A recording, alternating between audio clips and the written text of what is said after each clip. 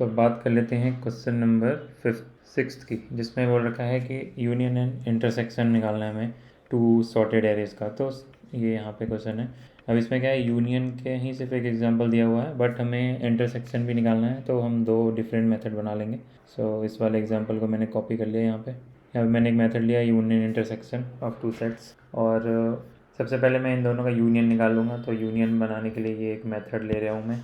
इसको क्या करेंगे, तो एक हैश सेट ले लेते हैं, क्योंकि हमें पता है सेट में कोई भी वैल्यू रिपीट नहीं होती, तो इसलिए हम हैश सेट लेंगे। और क्या करेंगे, आउटपुट लेंगे सबसे पहले। तो इसमें हमारा आइडिया ये होने वाला है कि इस आउटपुट सेट में हम दोनों जो एरेज हैं गिवन उसको स्टोर करेंगे, और जैसे ही हम स्टोर करेंगे उससे क्या होगा, सेट की प्रॉपर्टी है कि वो रिपीटेड वैल्यू नहीं लेता है। तो अगर किसी एक एरे में रिपीटेड वैल्यू है या दोनों एरे में रिपीटेड वैल्यू है, तो उससे कोई फ़र्क नहीं पड़ेगा। जो भी यूनिक वैल्यूज़ होंगी दोनों सेट की, वो इस वाले सेट के अंदर आ जाएगी। सो एज अ रिज़ल्ट हमें यूनियन ऑफ बोथ एरेज मिल जाएगा।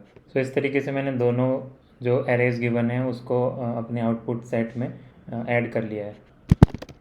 अब हम लोग प्रिंट कर लेते हैं आउटपुट सेट में जो भी स्टोर्ड है और उसके साइज़ को। तो जो भी हमारा रिज़ल्ट आएगा वो जैसे यहाँ पे बोल रहा है कि आउटपुट में 5 है, तो हम लोग चलो उसकी साइज़ ही नहीं, उसके अंदर जो भी वैल्यूज़ हैं वो भी हमने यहाँ पे प्रिंट करवा लिया है। इसको रन करके देखते हैं।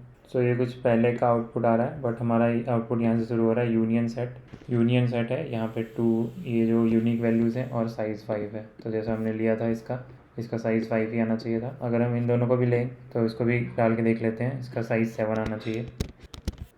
तो ये दोनों वैल्यूज़ मैंने डाल दी इस एरे में। अब इसको फिर से रन करके देखते हैं। तो ठीक है, इसका यूनियन सेट बन गया है। यूनियन सेट के अंदर ये सारी वैल्यूज़ हैं और उसका साइज़ 7 है, जैसा कि एक्सपेक्टेड था। तो ये क्वेश्चन कुछ ऐसे ही सॉल्व होगा। अभी हमें क्या करना है, इंटरसेक्शन निकालना है।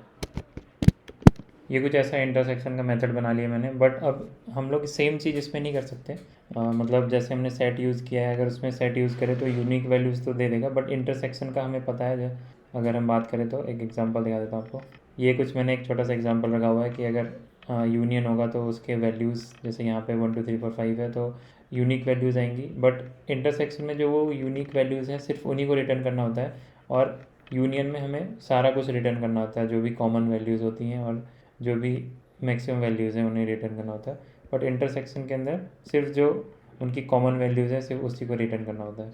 इसके लिए अप्रोच क्या लगा सकते हैं हम, इसके लिए ये कर सकते हैं। सबसे पहले तो अगर हम मैनुअली करने की कोशिश करें तो हम क्या करेंगे, सबसे पहले किसी भी एक सेट को लेंगे, उसको चेक करेंगे क्या सेट बोल रहा हूँ, या फिर किसी भी एक एरे को लेंगे, एरे का फर्स्ट एलिमेंट चेक करेंगे क्या वो दूसरे एलिमेंट मतलब दूसरे एरे में प्रेजेंट है या नहीं। दूसरे एलिमेंट को लेंगे, क्या वो दूसरे एरे में प्रेजेंट है या नहीं। ऐसा करके एक एक करके चेक करना होगा, और लास्ट में हमें कुछ ऐसे यूनिक वैल्यूज़ मिल जाएंगे जो कि दोनों सेट में दोनों एरेज में प्रेजेंट है, और उसको हम रिटर्न कर देंगे। तो ये सेम चीज़ हम करेंगे, बट यहाँ पे क्या होता है, एरे क्योंकि ये इंटीजर एरे है प्रिमिटिव टाइप का, तो इसमें हम लोग रैंडम एक्सेस नहीं कर सकते। मतलब किसी भी वैल्यू को हम एक साथ चेक नहीं कर सकते। हमें सबके लिए एक बार फोर लूप, मतलब सिंगल वैल्यू चेक करने के लिए भी फोर लूप लगाना होगा। तो हम लोग इसमें सिंपली क्या कर लेते हैं, एक किसी भी लिस्ट को मतलब एक किसी भी एरे को लिस्ट में डाल लेंगे। जैसे मान लो हमने फर्स्ट वाले को एरे को लिस्ट में डाल लिया, इस तरीके से लिस्ट क्रिएट कर लिया मैंने। इस फॉर ईच लूप से मैंने सारे जितने भी एलिमेंट उस वाले फर्स्ट वाले एरे में प्रेजेंट थे, ए वाले एरे में, उसको मैंने इस वाले लिस्ट में स्टोर कर लिया है। अब मैं सेकंड वाले एरे को आइटरेट करूँगा और देखूँगा कि क्या वो लिस्ट के अंदर प्रेजेंट है या नहीं ईच वैल्यू। उसके लिए मैं एक अदर एरे बना लेता हूँ। एरे से अच्छा मैं एक और लिस्ट क्रिएट कर लेता हूँ। तो ये गैस आउटपुट का मैंने एक लिस्ट क्रिएट कर लिया है। अब इसके अंदर जो भी वैल्यूज़ कॉमन रहेंगी वो आ जाएंगी। इस तरीके से ये सारी वैल्यूज़ मैंने उस लिस्ट में डाल दी है जो अपने आउटपुट वाली लिस्ट है।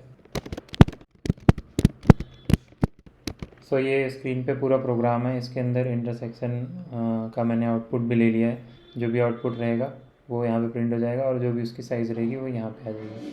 तो चलो इसको रन करके देखते हैं। अगर इन दोनों एरे की बात करें तो सिर्फ 85 ही ऐसा एक एलिमेंट है जो कॉमन है। तो एक और इनपुट लेके देख लेते हैं। तो ये एक और एरे है, इसको रन करके देखते हैं। इसने कुछ ऐसा प्रिंट कर दिया है, इंटरसेक्शन में 2 3 4, एंड जो साइज़ है उसकी वो है 3। अब नेक्स्ट वीडियो में अगले क्वेश्चन की तरफ बढ़ेंगे।